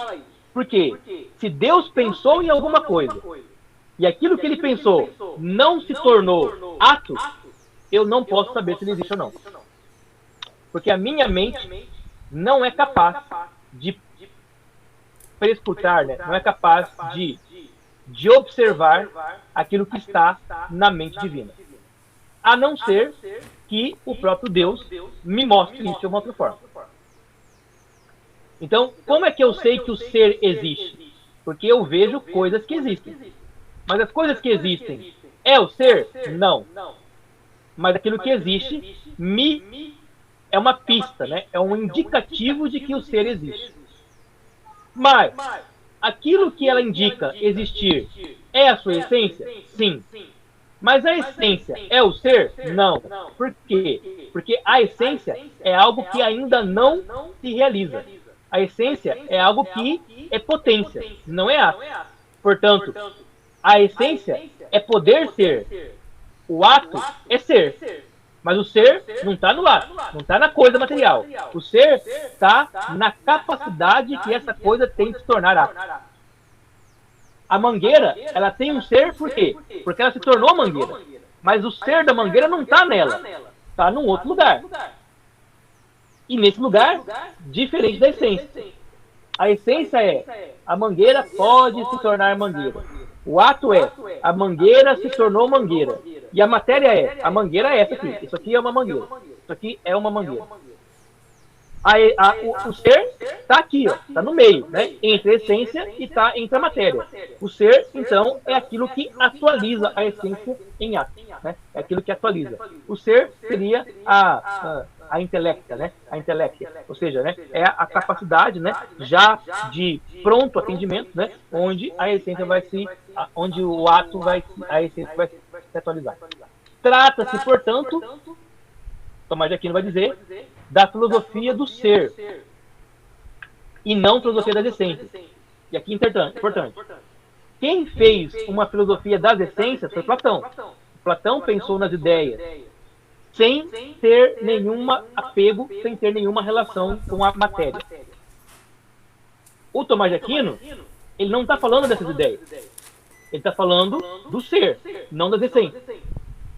O ser só pode ser existente se há matéria. Portanto, ele está dizendo, olha, eu estou olhando para a matéria e estou abstraindo dela o ser que existe para além dela. Mas também não é uma filosofia física, porque senão seria física, não seria uma filosofia do ser, né? Portanto, a filosofia de Tomás de Aquino, ela está meio que entre as ideias de Platão e entre a física do Aristóteles. É bem no meio, entre essas duas, né, que se estabelece a discussão do ser. E é nesse meio que está a metafísica, né, que é essa investigação que não é nem física e nem é idealismo puro, né? Ela é apenas um passo, um degrau para além daquilo que é puramente físico. É claro que, em termos gerais, nós podemos dizer que tudo que não é físico é metafísico, né? Nós podemos dizer isso, né? Tudo que é físico é metafísico. Mas para Tomás de Aquino, existe uma metafísica que ela é logo posterior à física e existe outras escalas que são mais superiores, né? De maneira tal que Deus, ele não pode nem ser considerado metafísica, porque Deus, ele é muito além disso, né? Deus seria, então, uma transcendência completa, né? Um absoluto completo, né? Enquanto que a metafísica ainda é uma realidade que possui um certo grau de dependência com a física. O ser que permite que as essências se transformem. O ser é o que permite que as essências se transformem em entes. O ser em letra maiúscula é aquilo que permite que as essências, que são as potências, se transformem em átomos que são entes, ser com letra minúscula.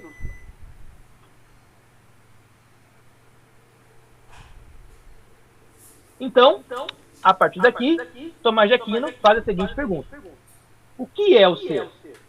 Nós já falamos que o ser ele é real, que o ser ele é lógico, que o ser ele é extramental, que o ser ele é real, ele é lógico e ele é extramental. Já explicamos essas três categorias, né? O extramental aqui teria muito mais a ver com essa questão da metafísica. Agora, a pergunta é, tá, já entendemos que o ser pode ser categorizado em várias coisas, mas o que, afinal de contas, é o ser? Né? O que é o ser de fato? Né? Eu não vejo ele, mas eu sei que ele existe. A minha mente alcança, só que eu não consigo usar palavras para identificá-lo de maneira específica. E aí Tomás de Aquino vai fazer um recurso aqui, linguístico, né? Ele vai dizer que, ao fazer essa pergunta, o que é o ser, nós entramos no campo do mistério, do indizível. Porque o ser, ele só é compreensível, né? Ele só é de fato conhecível por aquele que está para cima dele, em escala de importância. Como nós, seres humanos, estamos abaixo do ser, nós olhamos para o ser e não conseguimos entendê-lo. Da mesma forma como nós, ao olhar para o céu, não conseguimos ver o céu plenamente. Nós olhamos para o céu e enxergamos algo do céu. E podemos falar daquilo que nós vemos. Mas qualquer observador do céu tem que estar com a consciência clara de que tudo aquilo que ele vê é só um pedaço muito pequeno da grandeza que é o céu. Portanto, dizer o que é o universo é uma impossibilidade para Tomás de Aquino. Uma impossibilidade humana, porque o humano não abarca todo o universo. Mas Deus poderá utilizar, mas Deus abarca, então Deus pode falar. Da mesma forma o ser. Eu não posso dizer o que o ser é, porque ele é muito grande. Mas eu posso dizer como é que ele se apresenta para mim. De maneira lógica, real e extramental.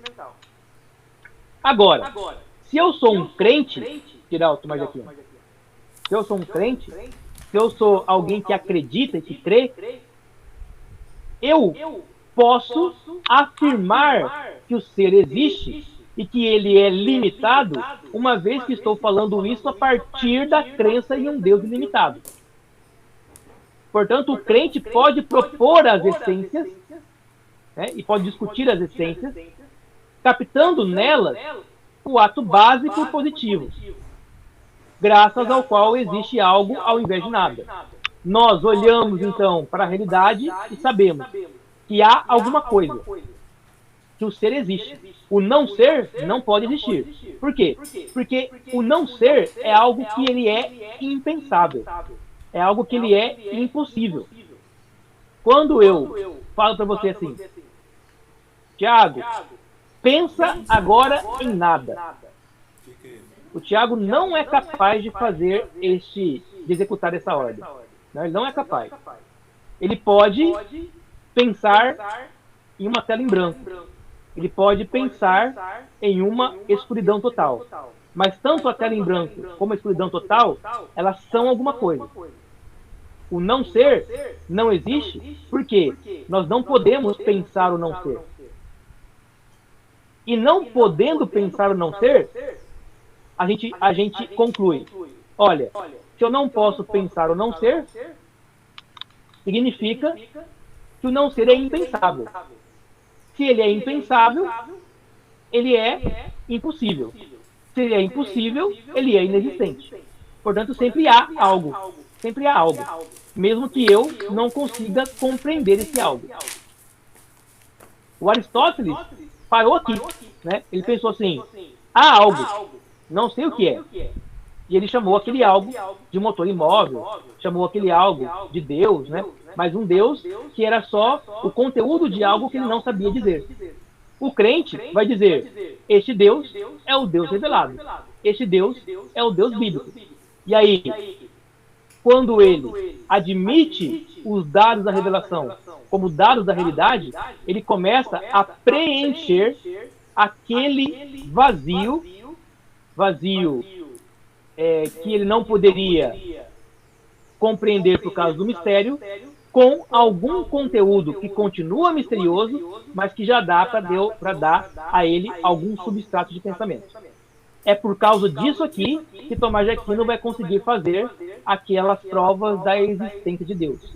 Porque ele vai dizer que é impossível que Deus não exista, porque se Deus não existir, o que existe no lugar dele é o nada. E o nada não podendo ser pensado, o nada é impossível de ser existente. Portanto, há algo lá. Esse algo é grande, isso aqui, pode falar. Espera tu concluir. Ele, cara, Tomás de Aquino, ele pegou toda a filosofia pré-socrática, pegou Aristóteles, juntou tudo. Agora vem cá, que eu vou dizer para vocês quem é esse camarada que vocês estão buscando aí. Exatamente. Ele está tentando fazer isso só filosoficamente aqui, né? Isso. Mas você percebe uma coisa, né? Ele não consegue separar a revelação da filosofia. Não, senão ele não consegue explicar. Ele até na Instituto, no começo, ele começa falando, olha, tudo que existe na realidade é possível ser explicado filosoficamente. Além disso, não tem como você explicar. É impossível, a menos que quem criou tudo isso se revele a você. Isso. E é esse dado da revelação que está lá compreendido pelo Agostinho, né, e tal, pela tradição, né? Que Tomás de Aquino, ele não pode negar. Porque negar a revelação seria negar a realidade. Então, assim, ó, a realidade tem várias camadas. Tem camadas mentais, né, camadas matemáticas, camadas experimentais, mas também tem a camada revelada. E agora? Agora a gente tem que pegar a camada revelada e tem que trabalhar o que Aristóteles fez com ela, né? E Parmênides também, né? Ele foi buscar lá em Parmênides também, né? Sim. É que a gente já entende, Lennon, que o Aristóteles já é meio que uma síntese de tudo, né? Então o Aristóteles já pegou tudo isso, né? Na metafísica ele faz isso, né? Ele pega lá o Parmênides, pega lá o Heráclito, né? Ele vai construindo com eles, assim, ó, o estado da arte, da filosofia agora é esse aqui, né? Esse aqui. E aí ele dá a contribuição. Agora, o Aristóteles é pagão, né? O Aristóteles é um grego que não tem a revelação. Como é que eu pego essa filosofia e trabalho com ela, tendo a revelação como um dado da realidade que foi ignorado por Aristóteles? É esse o trabalho do Tomás de Aquino. Esse é o trabalho. É mesmo, quando você sobe no ombro dos caras, você vai muito mais longe, né, velho? Não é? Quer dizer, se Tomás de Aquino tivesse que recriar toda a filosofia, ele ia estar falando coisas assim, tipo pré-socrático ainda, né?